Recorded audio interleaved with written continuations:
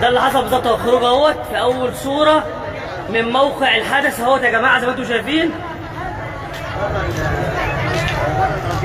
زي ما انتم شايفين حتى الان وفقا لشهود العيان 8 اصابات تم نقلهم بسيارات الاسعاف.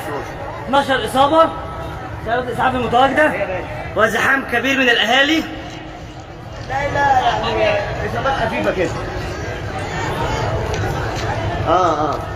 قط قدام البنزينه في مدخل مدينه منيا القمح. في مدخل مدينه منيا القمح. في مدخل مدينه منيا القمح. قدام الفدان. في المسافه الواقعه ما بين الفدان والبنزينه. منيا القمح وميتي زي. قوات الشرطه تتواجد. الدفاع المدني كله. والدفاع المدني موجود. مباحث منيا القمح وقوات الدفاع المدني بالشرقيه.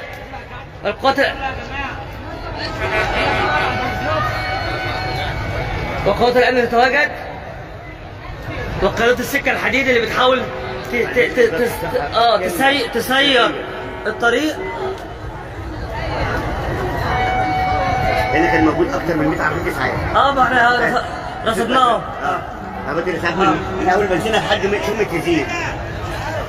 كانوا على الصفين. انا اسف.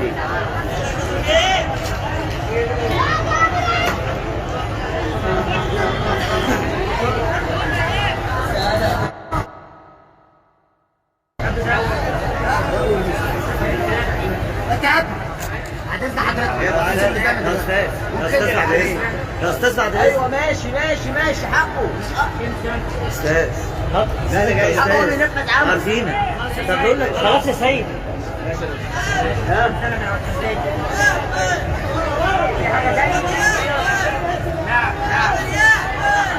طيب انا هعديلك اهو. يلا هعديلك.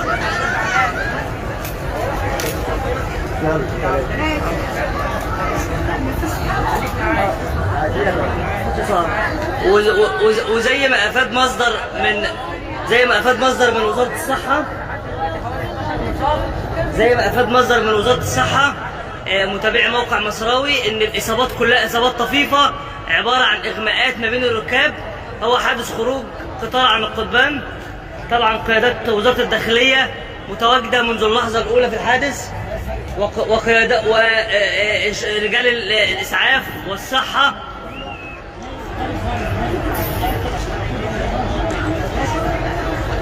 يبقى احنا نعيد تاني على الناس اللي بيسمعونا في لايف عبر موقع مصراوي، نقول ان احنا في حادث خروج قطار عن القضبان في مدخل مدينه منيا القمح، تحديدا في المسافه الواقعه ما بين قريه ميتيزي ومدخل منيا القمح قبل المزلقان الاول. وفقا لشهود العيان الحادث خروج اسفر عن 12 اصابه طفيفه تتراوح ما بين كدمات بسيطه واغماءات. تم نقلهم الى مستشفى منيا القمح العام. قيادات الامن والداخليه تتواجد منذ اللحظات الاولى في الحادث. مديريه امن الشرقيه ورجال مباحث منيا القمح والدفاع المدني بالشرقيه. ووزاره الصحه دفعت بعشرات من سيارات الاسعاف منذ اللحظه الاولى، وتزاحم كبير من اهالي المنطقه عشان يقدموا المساعدات في حاله احتياجها، وواقفين ينظموا الطريق عشان الطريق برضه ما يقفش. وحاليا دلوقتي في محاولات لاستدعاء ونش كبير لرفع لإعادة القطار إلى وضعه الطبيعي. لا القطر مش مقلوب يا فندم. الناس اللي بيقولوا اهوت احنا يا جماعه اهوت عدد السيارات الخارجه عن القضبان. ادي السياره 2 سيارتين بس، وبقيه القطار على قضبانه عادي من قدام ومن ورا.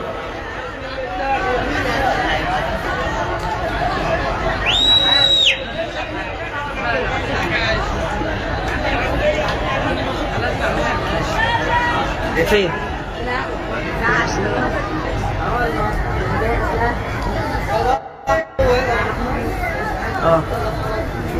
اسمها المدينة؟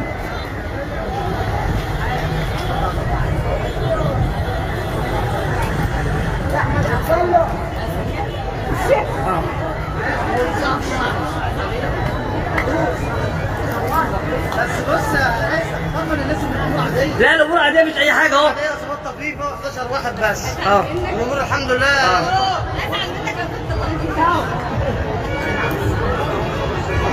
تواجد. هتشتغلي اشتغلي.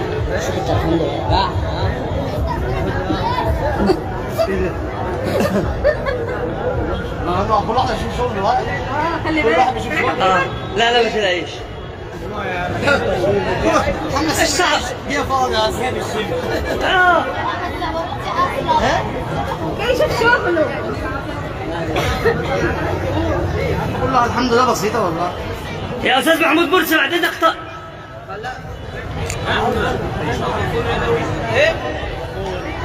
رئيس مدينة بني القمح يتواجد منذ اللحظة الأولى في الحادث.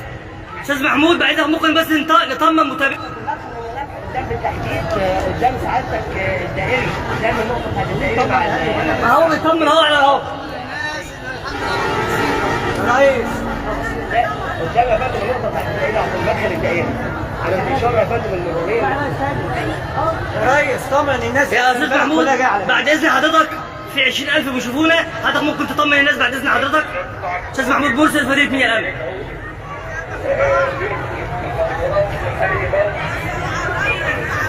تمام عليك يا فندم جاي التعامل مع الموقف يا فندم. حاضر يا فندم حاضر. تمام يا فندم الامور تحت يعني السيطره وتواجد قوات الامن من تاريخ لحظه الابلاغ عن تعليمات يا فندم. اتفضل يا فندم. عايزين الناس تتوجه للمستشفى عشان الناس تتبرع بالدم. مفيش ورقة قدامه، في 12 إصابة بسيطة وفقا للصحة. 12 إصابة بسيطة مفيش فيهم أي مشكلة. كمان إصابة المستشفى 1200. تمام يا فندم بس انا خدت السبب البيان من المستشفى 12. مع الموقف تتعامل مع الموقف حالا عن طريق ضغط المواد حالا. أستاذ محمود بعد إذنك ممكن نهتم بس محافظ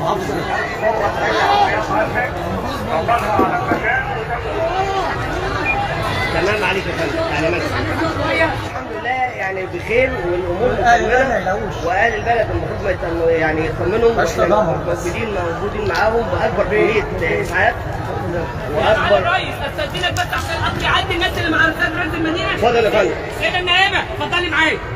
يلا العساكر يلا تعالى هنا كده. أعوم بيه. الموقف هو عربيتين الخمسه والسته طلعوا من على القضيب القادم من القاهره رايح الزقازيق. طبعا هو محمل بكثافه عاليه شويه. الحقيقه طبعا هو ميل العربيات ما اداش اصابات كثيره. ميلها هو ممكن الاصابات دي نتيجه تدافع الناس عشان تخرج من الايه من الموقف اللي هي كانت فيه. الاصابات لغايه دلوقتي اصابات تحت السيطره، ما فيش اصابات جسيمه حسب الافاده اللي جات لي من المستشفى. كم إصابة يا فندم؟ الاصابه المؤكده 7 إصابات. سبع اصابات. جاري دلوقتي التعرف على اسمائهم وتحديد الاصابه بتاعتهم. تم طبعا ابلاغ معالي المحافظ في لحظتها وتم توجيه كل قوات احنا شايفين جهود كبيرة من وزارة الداخلية ومن المحليات ومن الصحة. نتيجه طبعا ابلاغ السيد المحافظ واعلانه الناس شغاله من هذا الموضوع. طبعا تم ازيد من حوالي 20 عربيه اسعاف زائد المطافي زي قوات الحمايه المدنيه كلها موجوده. قوات الامن موجوده. الحقيقه هو بس احنا طالبين من الناس ان الناس تبقى تخف بس الزحمه شويه وتبطل نوع من انواع التزاحم عشان الناس تبقى تجيب كمامات عشان نعدل القطر. يعني القطر اللي هيتم دلوقتي يا استاذ محمود او الناس هترفع القطر واحنا شايفين في قطر هيعدي دلوقتي. شغال ما وقفش. شغال ما وقفش. الخط الثاني شغال. هو اكيد هيتم ابلاغ طبعا لوقف الخط ده شويه لحين اصلاح الخط ده يعني. رساله حضرتك للناس ان الناس ما تتزحمش. ما تتزحمش ده كل اللي احنا بنقوله للناس. مفيش قلق يعني احنا شايفين الوضع تحت السيطره كله. شهادة أستاذ محمود مرسي رئيس مدينة بني القمح المتواجد منذ اللحظة الأولى في الحادث عشان خاطر متابعة الحادث.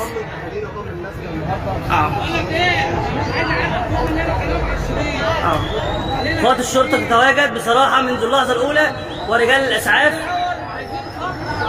تزاحم كبير من المواطنين.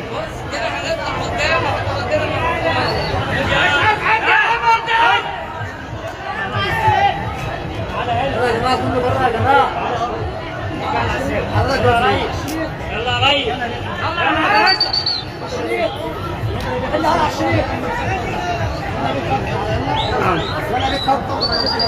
اتفضل يا فندم اللي بيتصور خلاص بيعمل اللي كده اتفضل.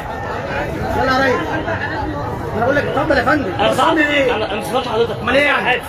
نعم. انا صاحب في موقع مصراوي. فين كارنيه؟ كانه يا فندم. حط فين كارنيه؟ اه يا اتفضل. فندم كارنيه قطع صحفيين اهو. اتفضل يا فندم. كابتن التليفون عشان اروح. كابتن.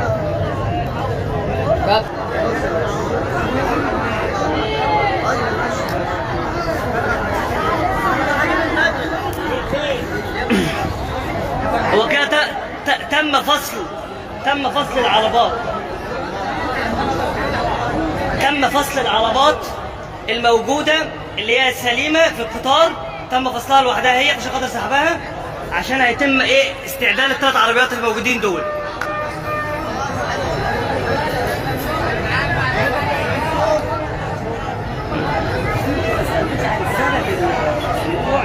محدش لسه عارف.